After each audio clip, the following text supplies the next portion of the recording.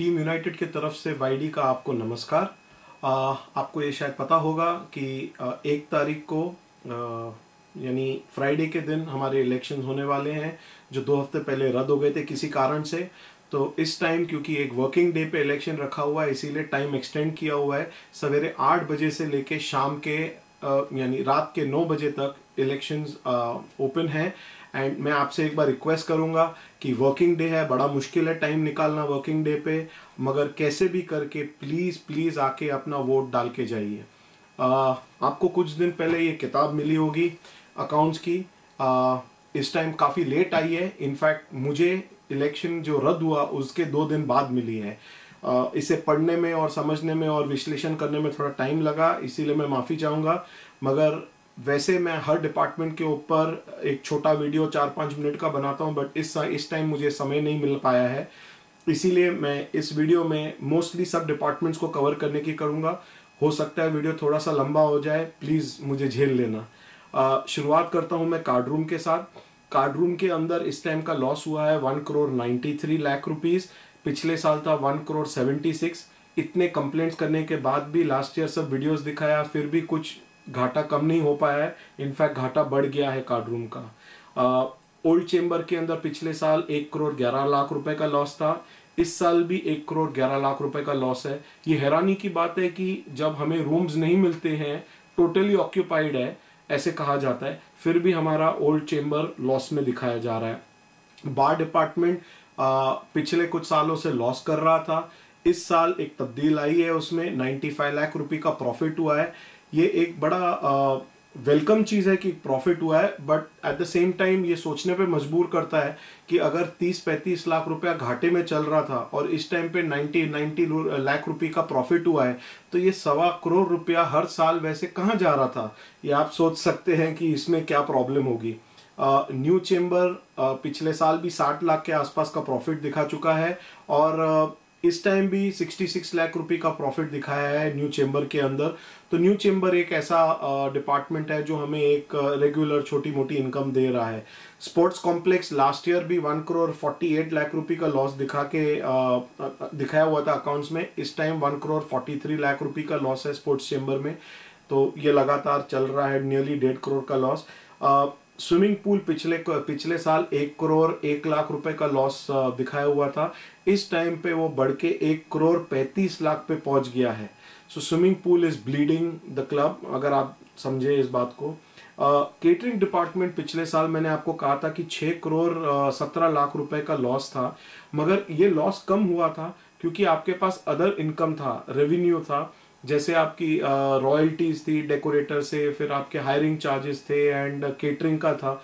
अगर आप ये चीज को निकाल दें, क्योंकि ये आपके जो केटरिंग है वो बेसिकली खाना, आपने जो वेजिटेबल्स भाजियां खरीदी उसको बना के आपने बेचा, मैं उसी की बात कर रहा हूँ। तो प्योरली ऑन दोज लाइंस इस टाइम आपका लॉस हो गया है 9,04,00,000 रुपया। और फिर से अगर हम वो कॉस्ट रेवेन्यू निकाल दे आपकी हायरिंग चार्जेस और रॉयल्टीज, तो एक्चुअल लॉस आपका हो जाता है 10.5 करोड़। जी दोस्तों, केटरिंग डिपार्टमेंट में 10.5 करोड़ का लॉस है। फिर हम आते हैं टेनिस के ऊपर। टेनिस में इस साल 58 लाख रुपए का लॉस है, और बिलियर्ड्स के अंदर पिछले साल 1,10 का लॉस था, 10 लाख का, इस टाइम पे 1,24,00,000 रुपए का लॉस किया है, 124। बैडमिंटन 47 लाख रुपए का लॉस दिखा रहा है इस साल। हेल्थ क्लब लगातार 5 करोड़ के ऊपर चल रहा है लॉस दिखाने में। पिछले साल 5,35 था, इस साल 5,27,00,000 रुपए का लॉस हेल्थ क्लब ने किया है। कंज्यूमर स्टोर मामूली सा प्रॉफिट दिखाता है 2-3% का, 16 करोड़ के टर्नओवर पे इस साल भी सिर्फ 38 लाख रुपए का प्रॉफिट दिखा है। ये मेंबर्स आपको सोचना है कि हमारा क्लब सिर्फ 38 लाख का प्रॉफिट दिखाता है, मगर अगर आप जो भी बड़े मॉल्स है, रिलायंस है, बिग बाजार है, स्पेंसर्स है, या कोई भी बड़े मॉल का आप देख लेंगे, तो इवन आफ्टर पेइंग रेंट, क्योंकि उनको तो भाड़ा लगता है, वो कभी भी खरीदते नहीं है, it is always a rented premises, वो स्टिल उसके बावजूद तकरीबन 10-12% प्रॉफिट दिखाने में कामयाब होते हैं। हमें तो कोई रेंट देना नहीं है क्योंकि हमारे खुद का प्रेमाइसेस है, और हमारे रेट्स अगर आप कंपेयर करें तो कोई भी बाहर बनिए के दुकान से या कि कोई भी दुकान से हमारे रेट्स कोई खास कम नहीं है, बेयरली 1 और 2% का फर्क है। एंड जो फ्रूट्स एंड वेजिटेबल्स है, मुझे कंप्लेंट्स मिली है कि इनफैक्ट जो ब्रीच कैंडी पे एकदम प्रीमियम क्वालिटी और रेट्स में बिकते हैं वो रेट्स हमारे क्लब के अंदर है। तो फिर इतना प्रॉफिट सिर्फ 3% डिक्लेयर हो रहा है, कहाँ जा रहा है ये आप सोचिए। डोम के अंदर हमें इनकम मिली है, जो रेंटल हमें मिलता है वो 22 करोड़ का मिला है लाइसेंस फी का। और इसके बावजूद 22 करोड़ के इनकम के बाद भी हमें 8 करोड़ का घाटा है इस डिपार्टमेंट के अंदर। तो डोम एक्चुअली अगर आप सोचेंगे हमें रेवेन्यू दे नहीं रहा है, उल्टा हमें घाटे में डाल रहा है। सेंटर स्टेज हमारा बड़ा प्यारा, पिछले साल अनफॉर्चुनेटली कुछ लोगों ने कंप्लेंट्स कर दी थी, इस कारण बंद हो गया था। उसके अंदर 1.25 करोड़ का लॉस हुआ। एंड ओवरऑल अगर मैं आपको बताऊं 5 साल का जो ट्रैक रिकॉर्ड रहा है ये एक्शन टीम के मैनेजमेंट का, तो पहले साल में इनका 28.63 करोड़ यानी 28.6 करोड़ का लॉस दिखाया गया। उसके बाद 50.36 लाख रुपए का लॉस दिखाया गया। उसके अगले साल फिर 32.28 करोड़ का लॉस दिखाया गया, फिर 44.25 करोड़ का लॉस दिखाया गया, और अब की जो किताब में आया है 41.95 यानी नियरली 42 करोड़। इसका टोटल हो जाता है तकरीबन 190 के ऊपर, 193 190 के आसपास ऊपर चले जाता है। इसके अलावा आपके पास ऐसे एक्सपेंसेस है जो अभी तक बुक नहीं किए हैं और ये ऑडिटर ने अपने नोट्स में लिखा हुआ है। 62 करोड़ आपको बीएमसी टैक्सेस भरने हैं, वो उसके लिए कोई प्रोविजन नहीं किया हुआ है।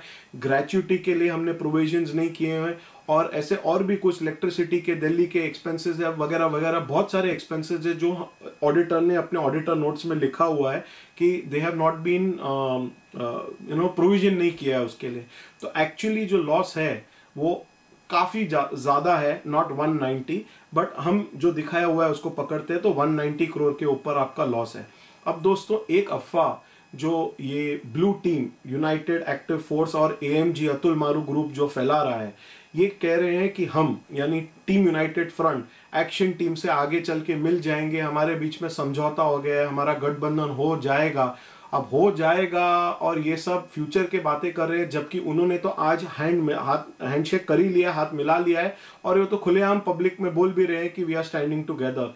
अब ये जो पूरा आपका क्लब का मैंने आपको विश्लेषण दिया है, लॉसेस पे लॉसेस, लॉसेस पे लॉसेस, साल दर साल, इसके अंदर था कौन?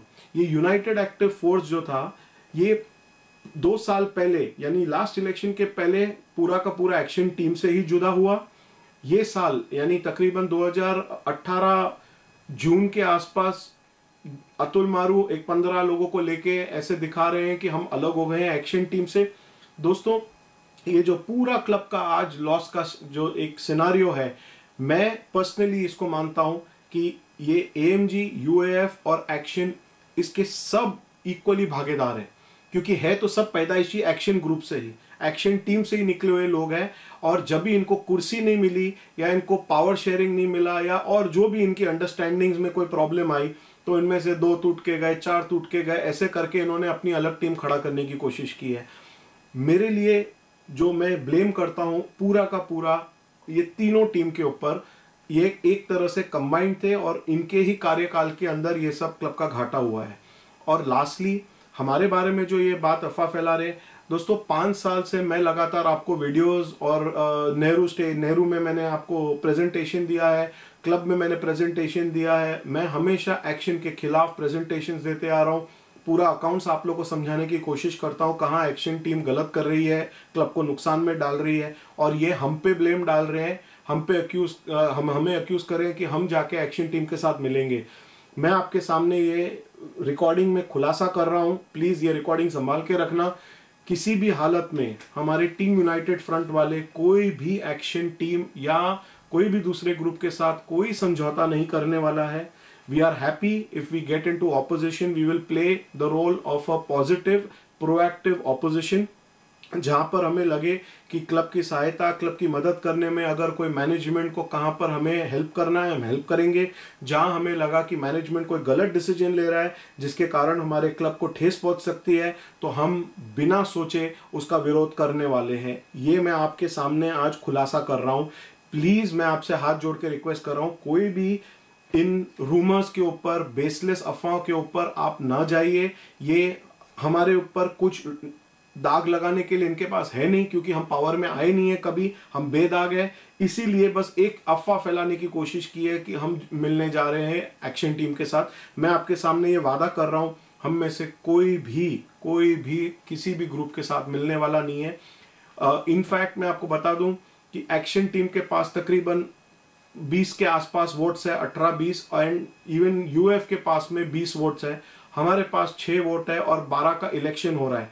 यानी अगर ये 12 सीट आप हमें देते हैं तो नियरली इक्वल, 1/3 आपका पावर 3 ग्रुप्स में बढ़ जाएगा। यानी कोई भी दादागिरी एंड डिक्टेटरशिप नहीं कर पाएगा, क्योंकि उसके पास मैक्सिमम होगा 1/3। तो मैं आपसे रिक्वेस्ट करता हूं कि आप प्लीज ये 1 तारीख को फ्राइडे के दिन जब वोट डालने आए, पूरा का पूरा आपका समर्थ हमें दीजिए। और कहीं पर अगर आपको 1-2 वोट ब्लू या रेड में देना है, क्योंकि कोई आपके पहचान के हैं, कोई रिलेशन में है, कुछ है, तो उनको 1-2 दे के बाकी सब हमें देना। और दिल्ली में तो शायद आप किसी को नहीं जानते होंगे, तो इसीलिए दिल्ली के 6 वोट्स जो हैं वो पूरे हमारे टीम यूनाइटेड फ्रंट के कैंडिडेट्स को देना। प्लीज मैं आपसे रिक्वेस्ट करता हूं कि हमें सपोर्ट कीजिए। Let an honest genuine opposition be formed in the club, not one जो एक्शन टीम से ही टूट के एक अलग आइडेंटिटी खड़ा करने की कर रहा है, क्योंकि कभी ना कभी जो टूटे हुए हैं उनको वापस मिलना बहुत मुश्किल नहीं है। हम तो उनसे पहले से ही लड़ते आ रहे हैं, हम एक अलग टीम है, और मैं आपको वादा करता हूं हम अलग ही रहेंगे, हमारी आइडेंटिटी बना के रखेंगे। सो ये वीडियो देखने के लिए बहुत बहुत धन्यवाद। एंड मैं आशा करता हूं कि आप सब 1 तारीख को विदाउट फेल आएंगे, उस 13 घंटों के दौरान अपना वोट डाल के जाएंगे। Thank you so much, and मैं आपको देखूंगा 1 तारीख को। I will meet you in the club. Thank you so much.